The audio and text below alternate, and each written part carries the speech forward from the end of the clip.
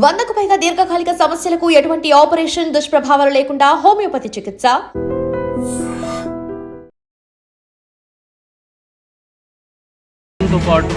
Cinema స్టైల్లో remand ఖైదీలు ఇద్దరు చోడవరం సబ్ జైలు నుంచి పారిపోయినటువంటి ఘటన ఇప్పుడు తీవ్ర సంచలనంగా మారుతోంది. జైలు వార్డెన్ తలపై సుత్తితో బలంగా కొట్టి ఆ ఇద్దరు రిమాండ్ ఖైదీలు పారిపోయారు. ఆయన జోబీలో ఉన్నటువంటి కీస్ తీసుకొని అక్కడ గేట్లు ఓపెన్ చేసుకొని పారిపోయినటువంటి దృశ్యాలు సీసీటీవీలో రికార్డ్ అయ్యాయి. ఇప్పుడు ఈ ఘటనకు సంబంధించి ఈ దృశ్యాలనైతే అనకాపల్లి జిల్లా ఎస్పీ తుహిన్ సిన్హా గారు మొత్తం మీడియా ద్వారా వైరల్ చేస్తూ ఎవరైనా వీరిని గుర్తిస్తే కనుక సమాచారం ఇవ్వండి, ఖచ్చితంగా వీళ్ళ కోసం పోలీస్ టీం చాలా హార్డ్ వర్క్ చేసి వాళ్ళని పట్టుకునే ప్రయత్నం చేస్తుంది అంటూ కూడా చెప్తున్నారు. అయితే ఇక్కడ రిమాండ్ ఖైదీలు ఇద్దరు పేరు కూడా, ఒకరు నక్కా రవికుమార్, పెన్షన్ సొమ్ము కాజేసినటువంటి ఘటనలో కోర్టు వీరికి రిమాండ్ విధించడంతో ప్రస్తుతం చోడవరం సబ్ జైల్లో రిమాండ్ ఖైదీగా ఉన్నాడు. ఇంకొకడు బెజవాడ రాము, ఇతను కూడా ఒక దొంగతనం కేసులో పోలీసులకు పట్టుబడి ఆ తర్వాత కోర్టు రిమాండ్ విధించడంతో ఇప్పుడు రిమాండ్ ఖైదీగా ఉన్నాడు. సో వీరిద్దరూ కూడా సినిమా ఫక్కీలో మనం జనరల్గా సినిమాల్లో చూస్తాం, ఇద్దరు ఖైదీలు ఒక చోట వాళ్ళ మధ్య రిలేషన్ ఏర్పడి వాళ్ళిద్దరి మధ్య కాన్వర్జేషన్ నడిచి మనం ఇలా తప్పించుకుందాం, ఇలా పారిపోదాం, దీనికి ఇలా స్కెచ్ చేద్దాం, ఇట్లా ఎలా అయితే ప్లాన్ చేస్తారో, సో ఇప్పుడు ఈ నక్కా రవికుమార్ అండ్ బెజవాడ రాము ఇద్దరు రిమాండ్ ఖైదీలు కూడా అలాంటి పథకమే వేసి, సో అక్కడ ఉన్నటువంటి జైల్ వార్డెన్ కూర్చొని ఉంటే అతని తలపైన ఒక సుత్తితో తలపైన గట్టిగా కొట్టి అతని జోబిలో ఉన్నటువంటి కీస్ తీసుకొని అక్కడ డోర్స్ ఓపెన్ చేసి బయటికి వెళ్ళిపోయారు. మరి ఆ టైంలో ఎవరు లేరా? సబ్ జైల్లో ఎంతో సెక్యూరిటీ ఉండాల్సిన పరిస్థితి, రిమాండ్ ఖైదీలు ఉన్నారు అంటే అక్కడ భద్రతా వైఫల్యం కొట్టొచ్చినట్టు కనపడుతోంది. సో ఆ టైంలో ఎవరు లేరా అంటే జిల్లా ఎస్పీ గారు ఒకటే మాట చెప్తున్నారు. అప్పుడు జైల్ వార్డెన్తో పాటు ఇద్దరు జైల్ స్టాఫ్ ఉన్నారు, 4 గార్డ్స్ కూడా ఉన్నారు. బట్ వాళ్ళంతా డిఫరెంట్ ప్లేస్లో, అంటే అదే ప్రెమిసెస్లో వేరే వేరే వర్కుల్లో ఉండటం వల్ల ఈ ఘటన జరిగింది అని ఆయన చెప్పుకొస్తున్నారు. ఏదైనా ఈ ఘటనపై ఆయన సీరియస్ అవ్వడంతో పాటు 100% దీనిపైన హార్డ్గా వర్క్ చేసి వాళ్ళు తప్పించుకుని పారిపోయినటువంటి ఇద్దరు రిమాండ్ ఖైదీలను కూడా పట్టుకుంటామని కూడా ఎస్పీ గారు చెప్తున్నారు. సో ఇక్కడ మనం ఒక్కసారి డీటెయిల్స్ చూస్తే కనుక ఈ నక్కా రవికుమార్ అలానే వీళ్ళిద్దరూ ఏంటంటే ఈ గార్డ్స్ ఉన్నప్పటికీ కూడా ఎవరైతే వార్డెన్ అక్కడ కూర్చొని ఉన్నటువంటి వీర్రాజు తలపైన కొట్టి వాళ్ళు పారిపోయిన ప్రయత్నం చేశారు. బెజవాడ రాము 27 ఇయర్స్, అలానే నక్కా రవికుమార్ కూడా ఇంచుమించుగా అంతే ఏజ్ ఉంటుంది. సో వీళ్ళిద్దరిలో కూడా బెజవాడ రాము అనే వ్యక్తి మాడుగుల పోలీస్ స్టేషన్ పరిధిలో ఒక దొంగతనం కేసులో నిందితుడిగా ఉన్నాడు. నక్కా రవికుమార్ అయితే 30 సంవత్సరాలు పంచాయతీ విలేజ్ సెక్రటరీగా పనిచేశాడు. టేకూరు అనంతగిరి మండలంలో పనిచేస్తుండగానే పెన్షన్ సొమ్మును కాజేసినటువంటి కేసులో ప్రస్తుతం ముద్దాయిగా ఉన్నాడు. సో వీరిద్దరూ కూడా రిమాండ్ ఖైదీలు. ఈ ఘటన తెలిసిన వెంటనే చోడవరం సబ్ జైలుకు అనకాపల్లి జిల్లా ఎస్పీ తుహిన్ సిన్హా గారితో పాటు డిఎస్పీ శ్రావణి కూడా ఘటనా స్థలికి వెళ్ళి అక్కడ అసలు ఏం జరిగింది, సీసీటీవీ ఫుటేజ్ కూడా పరిశీలించి వీరి కోసం ఒక టీమ్స్ ఫామ్ అయ్యి వెతుకులాట మొదలుపెట్టారు. అలాగే పబ్లిక్కి కూడా వాళ్ళు ఇన్ఫామ్ చేస్తుంది ఏంటంటే ఈ 2 ఫోటోలు, ఈ రిమాండ్ ఖైదీలు ఇద్దరు ఫోటోలతో పాటు ఈ వీడియో ఏదైతే ఉందో సీసీ ఫుటేజ్ కూడా వైరల్ అవుతోంది. ఎవరైనా సమాచారం ఉంటే కనుక ఖచ్చితంగా మాకు ఇన్ఫర్మేషన్ ఇవ్వండి అని కూడా చెప్తున్నారు.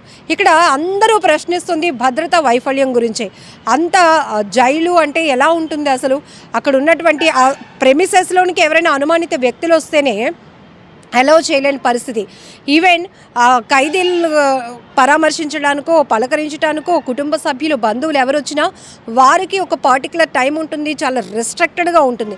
అలాంటిది ఇద్దరు రిమాండ్ ఖైదీలు ఇంత ఈజీ ఎందుకు అంటున్నామంటే ఇక్కడ సీసీటీవీ రికార్డ్ అవుతుంది కదా, ఒక జైల్ వార్డెన్ అక్కడ తన ప్లేస్లో కూర్చొని అక్కడ విధులు నిర్వహిస్తున్న వ్యక్తి పైన వాళ్ళ సుత్తితో కొట్టి అక్కడ అంత టైం పట్టింది. తర్వాత అతను జోబులో నుంచి తాళాలు కూడా తీసుకొని గేట్ ఓపెన్ చేసి వెళ్ళిపోయారు. అంటే ఇది ఎంత దర్జాగా వాళ్ళకి ఇచ్చినటువంటి అవకాశంగానే సీసీటీవీలో చాలా రిలాక్సేషన్గా కనపడుతుంది మొత్తం విజువల్ అంతా.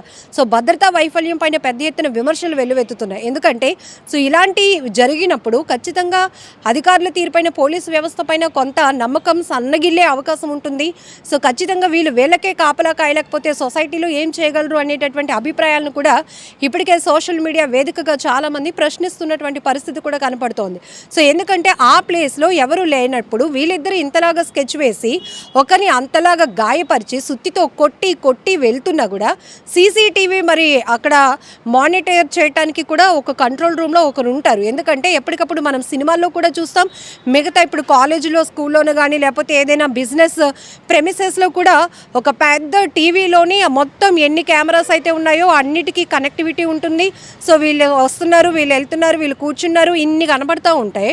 మరి అలాంటిది ఒక సబ్ జైల్లో, చోడవరం సబ్ జైల్లో ఇంత భద్రతా వైఫల్యం ఏంటి అనేది ఒక్కరు కాదు ఇద్దరు ప్లాన్ చేసుకొని పథకం ప్రకారం వాళ్ళ మధ్య అలా డిస్కషన్స్ నడుస్తున్నప్పుడు కూడా ఇంతకుముందు వీళ్ళిద్దరూ వేరు కేసుల్లో ఉన్నటువంటి నిందితులు.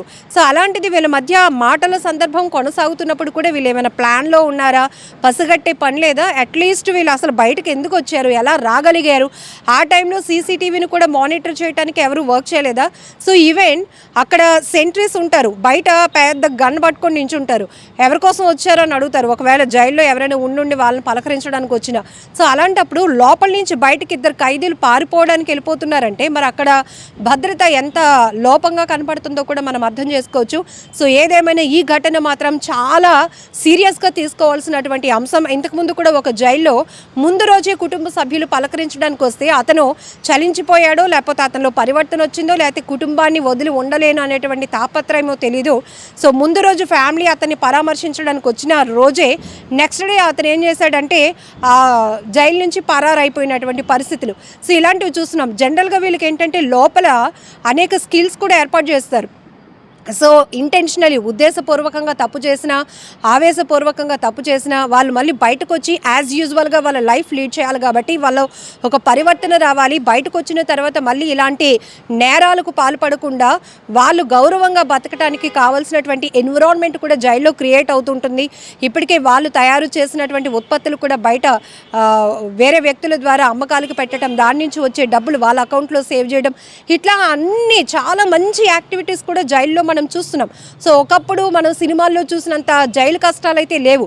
వాళ్ళు కూడా మ్యాక్సిమం ఆర్డినరీ లైఫ్ లీడ్ చేస్తారు. కాకపోతే కుటుంబానికి దూరంగా ఉండేటప్పుడు వాళ్ళు ఒక పరివర్తన వస్తుంది. నేను ఈ తప్పు చేయడం వల్ల ఇన్ని రోజుల పాటు కుటుంబానికి దూరంగా ఈ జైల్లో ఉండిపోవాల్సి వచ్చింది అనేటటువంటి పరివర్తన వస్తుంది. దాంతోపాటు లోపల అనేక రకాల స్కిల్స్, చదువు మీద ఇంట్రెస్ట్ ఉంటే కనుక చదివించే వాళ్ళు ఉంటారు. ఇట్లా రకరకాల యాక్టివిటీస్ జరుగుతాయి. మరి బయటకు వచ్చి వీళ్ళు ఒక పరివర్తనతో మళ్ళీ ఎలాంటి తప్పులు చేయకుండా ఉంటారేమో అనే ఆస్కారం కూడా లేకుండా ఇప్పుడు లోపల నుంచి ఉంటుండగానే, రిమాండ్లో ఉంటుండగానే ఈ ఖైదీలు ఇద్దరు ఇలా సినిమా స్టైల్లో స్కెచ్ వేసి ఒక జైలు వార్డెన్ని ఎంత తీవ్రంగా సుత్తితో కొట్టి గాయపరిచి పరారయ్యారంటే సో ఇదంతా సీరియస్గా తీసుకోవాల్సినటువంటి విషయం.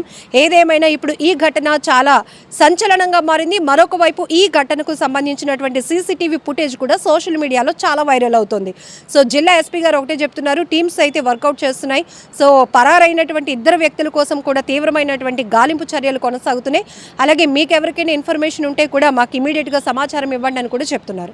సో ఈ ఘటనపై మీరేమనుకుంటున్నారో కూడా కామెంట్ బాక్స్లో మెన్షన్ చేయండి.